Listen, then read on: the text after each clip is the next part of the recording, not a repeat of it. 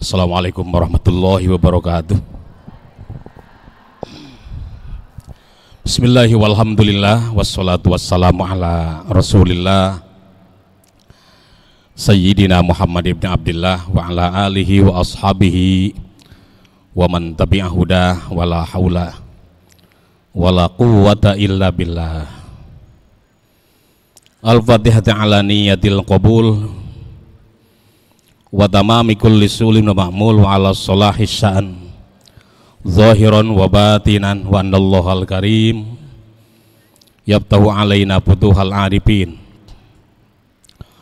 wa yupaqihuna fiddin wa yarzuquna kamalal ikhlas wal yaqin wa ala niyatin annallaha yaghfiru dhunubana wa dhunuba abaina wa masyayikhina wa man ahsana ilaina ila hadrati sayyidina rasul Muhammadin sallallahu alaihi wasallam wa ala alihi wa ashabihi al-kiram thumma ila ruhi muallifi hadal kitabi wa muallimina al-fatihah.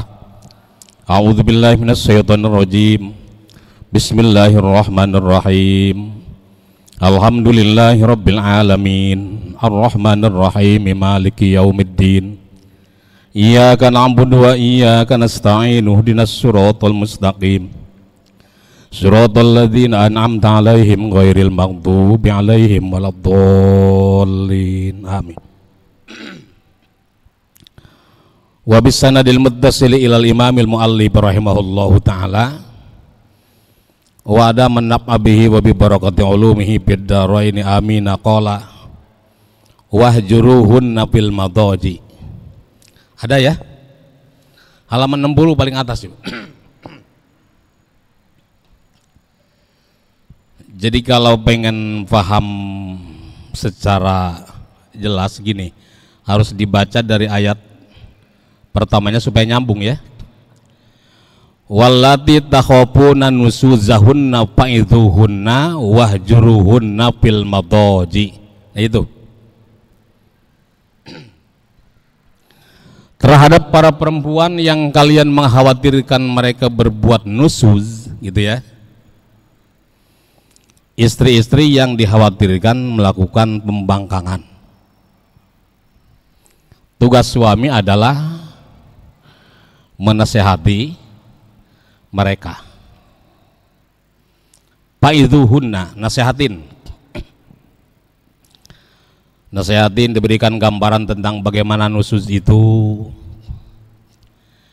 bagaimana dosanya nusuz, bagaimana akibat yang ditimbulkan dari nusuz, entah itu kaitan dengan nafkah atau kaitan dengan hilangnya hak bergilir, an-nafaqah wal qasam. Jadi nusuz itu pembangkangan istri itu mengakibatkan bahwa dia tergugurkan dari nafkah dan giliran. Gilir. Jadi dia tidak memperoleh kunjungan suaminya. Kalau nusuz. Kemudian diberikan gambaran tentang bagaimana ancaman Allah Ta'ala. Itu nasihat. Kalau nasihat demi nasihat itu kemudian tidak berpengaruh, nggak ngaruh, nggak, emang udah kagak takut sama laki gitu. Wahjuruhunna fil madaji. Nah, langkah selanjutnya adalah mereka dijauhin di tempat tidur gitu. Jadi tidurnya jangan ditemenin. Tapi kadang-kadang keenakan juga ya. Mendingan gua anteng tidur sendirian gitu kan. Enggak keganggu ngoroknya gitu. Iya kan? Ya tapi itulah memang aturannya kayak gitu ya. Ini kan satu dari cara yang barangkali bisa menanamkan satu rasa dalam diri seorang istri tentang bagaimana ketika itu dia sedang diasingkan oleh seseorang yang hidupnya paling dekat dengan dia, yaitu suami. Gitu loh ya. Ya kalau soal tidur, baik itu tidur bareng suami istri atau misah sih tergantung kebiasaan, ya kan? Tergantung kebiasaan lah. Ada yang terbiasa sendirian, ada itu. Tapi bahwa kemudian ini dijadikan sebagai cara oleh Allah untuk memberikan sanksi gitu loh, untuk memberikan sanksi pada perempuan bahwa dia harus tahu ketika itu dia sedang dibikin jarak oleh suaminya, berjarak secara mental, harusnya dia terganggu, gitu ya. Nah, jadi jauhin di tempat tidur, i'taziluhunna fil firasyi dunal hijri bil kalam. Cukup dijauhi saja, cukup dihindari saja dalam hal tidur bareng, tapi tidak perlu disangsi dengan cara kagak diajak ngomong. Kalau soal ngobrol mah jalan terus, ngomong mah ngomong gitu. Jadi jangan begini, suami menghukum istrinya dari lantaran nusuz, udah tidur dijauhin, ditegor kagak. Ini kan jadi boring. Apa boring? Bete ya. Buat tidur dijauhin, ngomong juga kagak diajak, gimana? Jadi keki jadinya ya. Itu bagaimanapun itu merupakan satu kesalahan, sanksi tidak harus sampai pada tataran itu. Ngomong mah tetap diajak ngomong, diajak ngobrol, supaya dengan ngobrol itu barangkali ada hal-hal yang menyentuh. Yang ngobrolin apa kek? Asal jangan ngobrolin susah. Hah? Lagi berantem ngobrolin susah, tambah berantem loh. Ngobrolin apa aja gitu. Ngobrolin kenangan masa lalu dah, barangkali pernah jalan-jalan di pinggir sawah. Misal, kan hidup orang tuh ada aja kenangannya ya.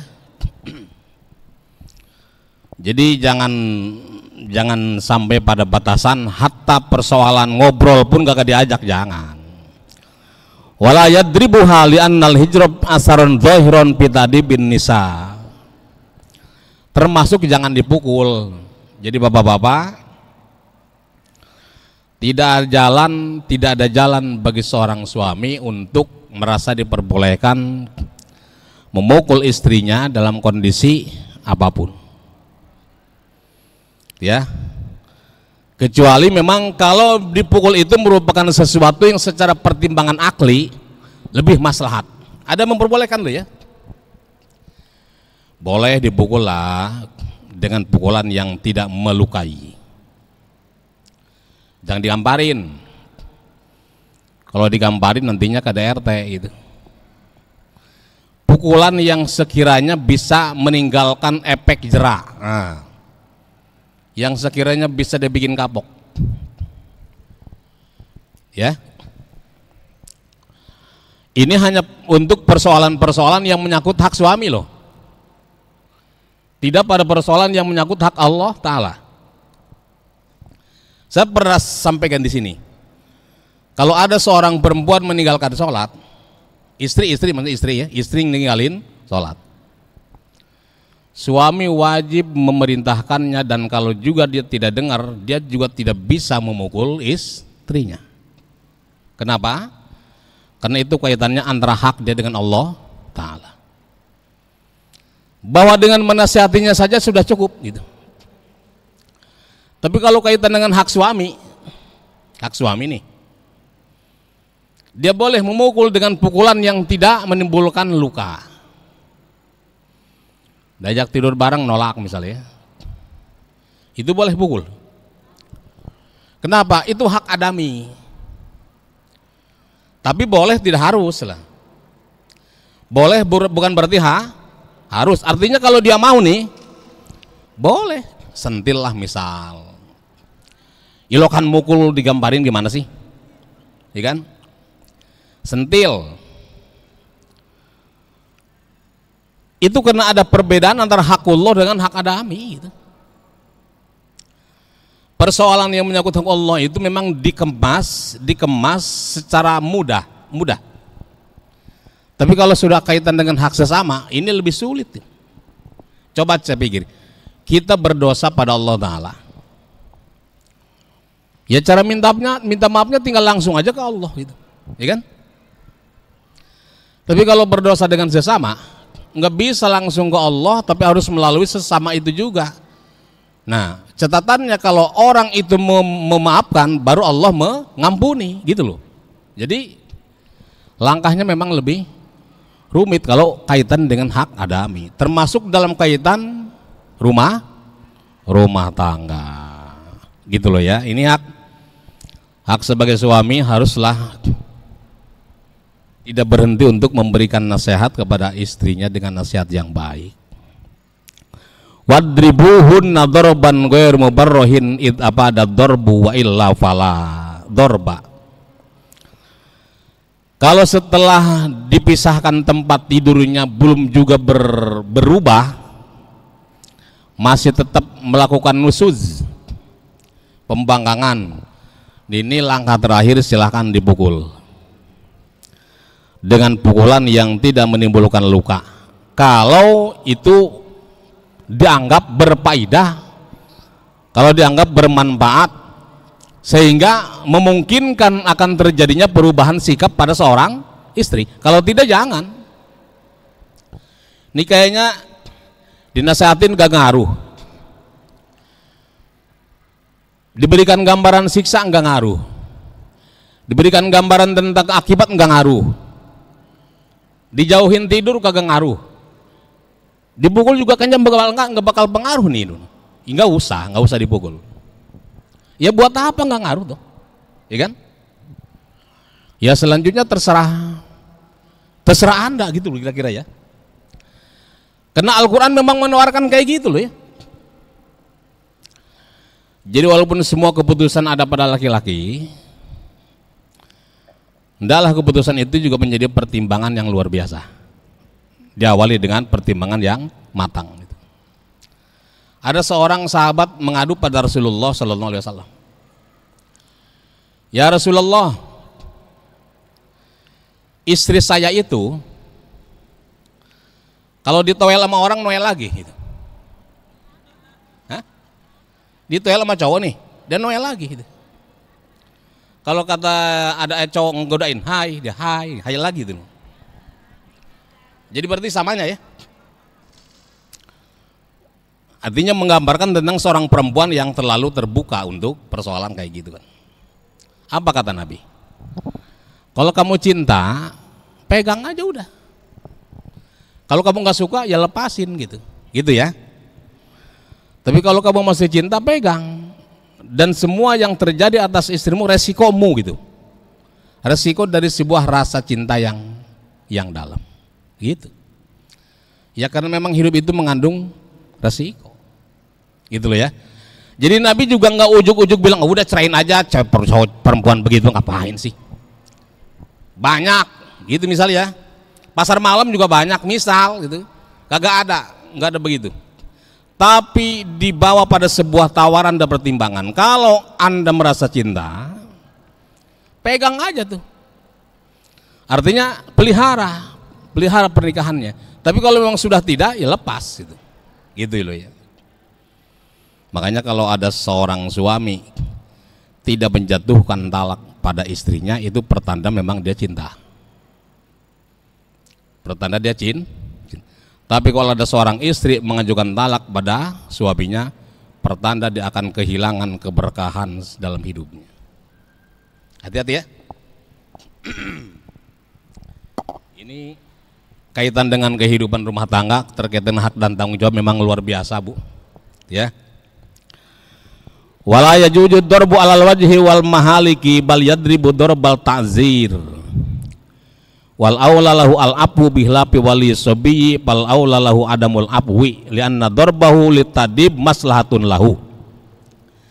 Dan tidak boleh memukul muka.